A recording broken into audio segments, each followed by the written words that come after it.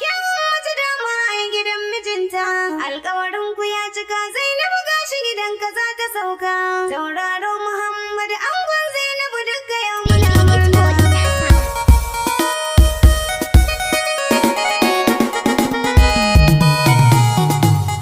Muhammadu ango ban amarya.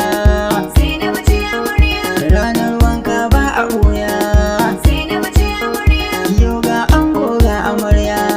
Zainabu ce amarya. Ƙarya mun san ba ta gaskiya. Zainabu ce amarya. Shalilan ango amarya. Zainabu ce amarya. Soyayya yau ta yi rana. Zainabu ce amarya. Aure an ɗaura na girma.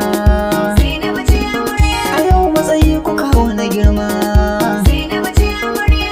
Fatan alkhairi muke, kowa sai murna yake, dangi sai murna suke, kanne sai murna suke, ga iyaye sai murna suke, ne kuma sai waka nake, ga kuɗi kuma sai liko ake, na ga bikin girma ne, ko makiya sun gane, ga mata na yin rawa, dangi ba mai damuwa, Muhammadu angon Zainabu yan uwa yau sai murna suke, sai murna suke.